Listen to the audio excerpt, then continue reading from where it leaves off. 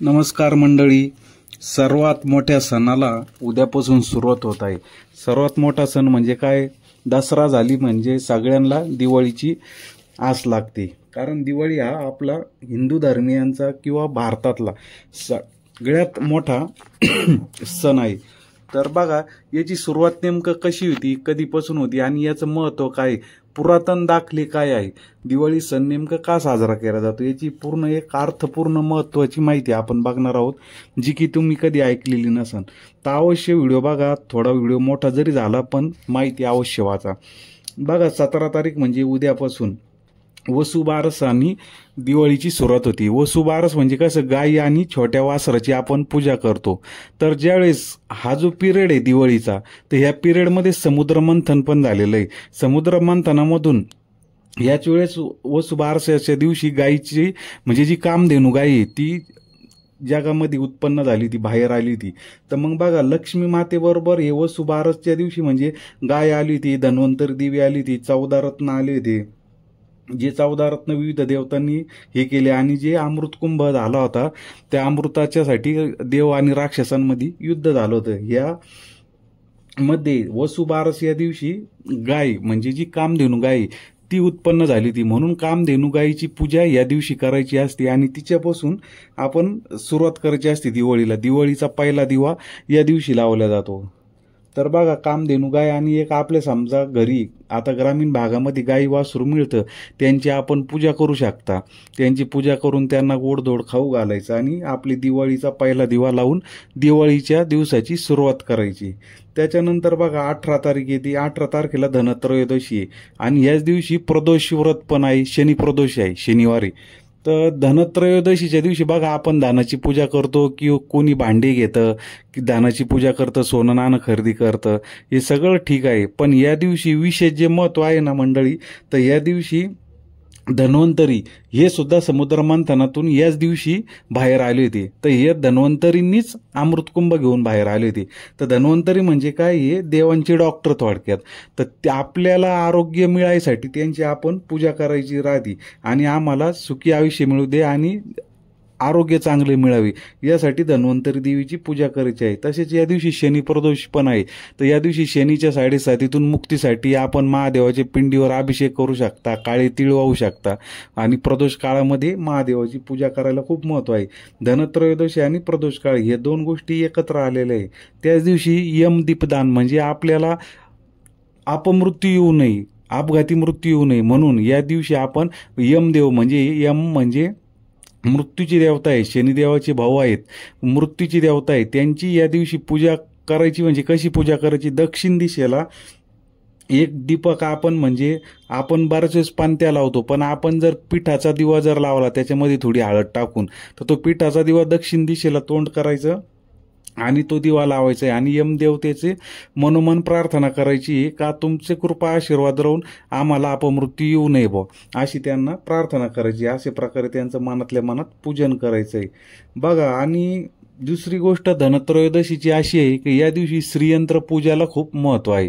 आपण सर्व पूजा करताल, पण धनत्रयोदशीला श्रीयंत्राची पूजा का बरं करायची आहे, तर ज्यावेळेस पृथ्वीवरून लक्ष्मी माता या रुष्ट होऊन गेल्या होत्या, या रुष्ट होऊन गेल्यामुळं पृथ्वीवरचं सगळं म्हणजे कामधंदा सगळं बंद पडलं, कारण लक्ष्मीच नाही कोणाकडं, तर काय करणार आहे.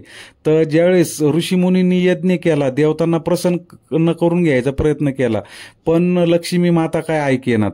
शेवटी भगवान महादेवांच्या सांगण्यावरून, विष्णू भगवंतांच्या सांगण्यावरून ऋषीमुनींनी, ज्यामध्ये भारद्वाज ऋषी होते, या सर्व ऋषीमुनींनी मिळून श्रीयंत्राची पृथ्वीवर त्या दिवशी स्थापना केली आणि त्या ठिकाणी जप होम हवन तप चालू केलं, रांगोळ्या काढल्या, घरं सजवले, घरं स्वच्छ केली. कारण लक्ष्मी मातेला स्वच्छता खूप प्रिय आहे, म्हणून आपण दिवाळीच्या दिवसामध्ये घराची स्वच्छता करतो, रांगोळ्या काढतो, फुलांचे तोरणं लावतो. आणि हे तिथं सगळं चालू असताना, जप चालू असताना शेवटी लक्ष्मी माता प्रसन्न झाल्या आणि त्या दिवशी त्या पृथ्वीवर अवतरित झाल्या. तो धनत्रयोदशीचा दिवस का बरं, तर श्रीयंत्र, तर श्रीयंत्राला खूप महत्त्व आहे. तर लक्ष्मी मातेचं पूजा करण्यासाठी श्रीयंत्र का महत्वाचं आहे तर त्याचा व्हिडिओ आपल्या चॅनलवर आहे, तो तुम्ही अवश्य बघा. तर या श्रीयंत्राची पूजा करणं खूप महत्वाचं आहे. तुमच्याकडे श्रीयंत्र नसेल तर श्रीयंत्र फोटोची पूजा करा. तांब्याचं श्रीयंत्र असन बाजारामध्ये भेटतं ते तुम्ही घेऊन या, त्याची पूजा करा. याला खूप महत्व आहे. तर बघा श्रीयंत्राची पूजा झाल्यानंतर बघा मध्ये 19 तारखेला म्हणजे काहीच नाही पण रविवारच्या दिवशी मासिक शिवरात्री, तर मासिक शिवरात्रीची पण आपण महादेवाची पूजा करू शकतो रविवारी. त्याच्यानंतर बघा त्याच्यानंतर 20 तारखेला आहे ना अमावस्या दुपारी चालू होणार आहे आणि त्या दिवशी नरक चतुर्दशी आहे. बघा नरकासूर राक्षसांनी ना विविध राजांच्या 16,000 कन्यांना डांबून ठेवलं होतं आणि त्यांची सुटका श्रीकृष्णाने केली होती. पण मग आता राक्षसाच्या कायद्यात असलेल्या या स्त्रियांशी लग्न कोण करणार, म्हणून स्वतः भगवंतांनी त्यांचं पालकत्व घेतलं आणि त्या 16,000 स्त्रियांशी लग्न केलं.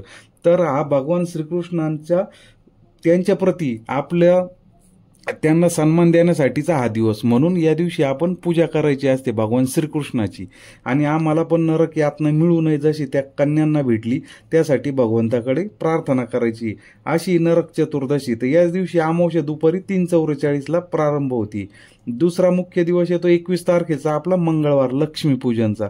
तर लक्ष्मीपूजन सायंकाळी म्हणजे आता 2 दिवस, या वर्षी 2 दिवसाचा अमावस्या आल्यामुळं घोटाळा झालाय लोकांचा. पण जी उदय तिथी असते आणि ती जर 3 प्रहर जर असेल तर त्या दिवशी पूजनाला महत्व असतं. तर ते मंगळवारचं लक्ष्मीपूजन आपण करायचं आहे. लक्ष्मीपूजन आपण नेहमीप्रमाणे करत असताना सोने, चांदी, पैसे, श्रीयंत्र, कुबेर यंत्र यांची पूजा करायची आहे.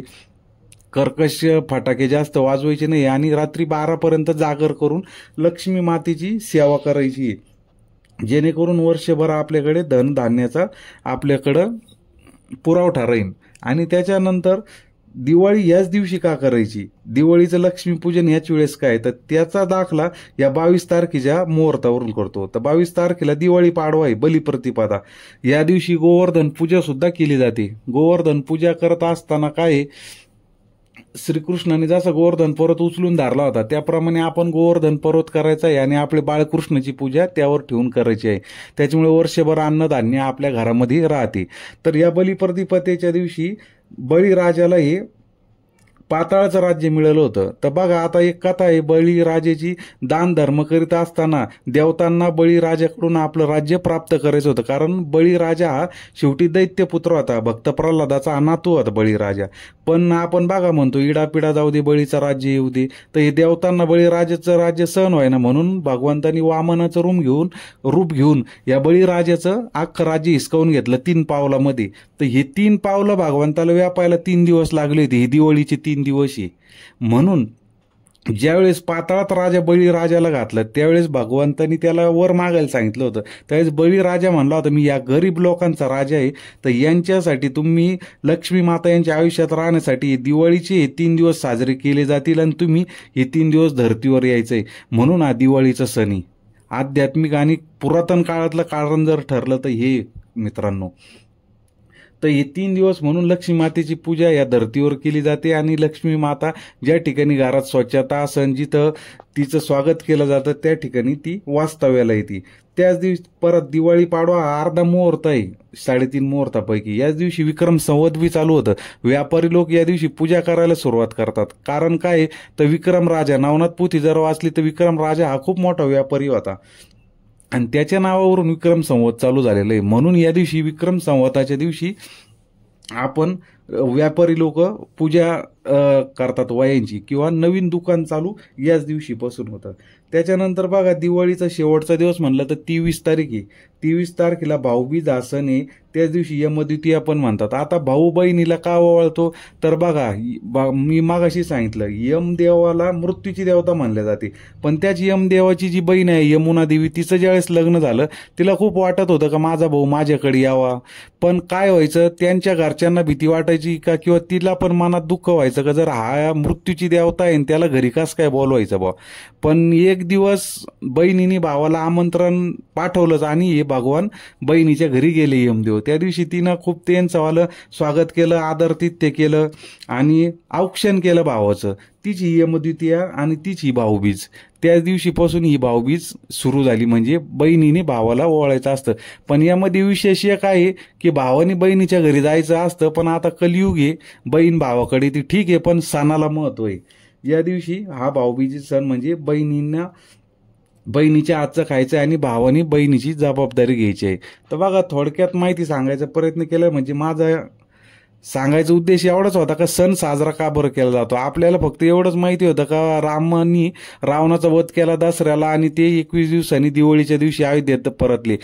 या असे भरपूर उदाहरणं आहे.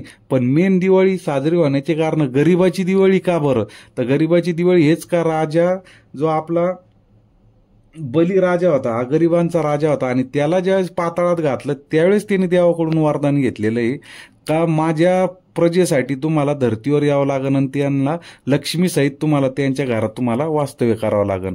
म्हणून गरिबाचा राजा बळी राजा म्हटलं जातं. इडापिडा जाऊ दे, बळीचा राज्य येऊ दे, ही त्याच्या मागची खरी कथा आहे दिवाळी सणाची. तर माहिती आवडली असेल तर तुम्ही शेअर करा. ग्रामीण भागामध्ये या माहिती आहे बऱ्याच लोकांना, तरी एकदा सांगायचा प्रयत्न केलेला आहे. दिवाळीचा सण सर्वांना आनंदात जाऊ हीच सगळ्यांना परमेश्वर चरणी प्रार्थना. धन्यवाद.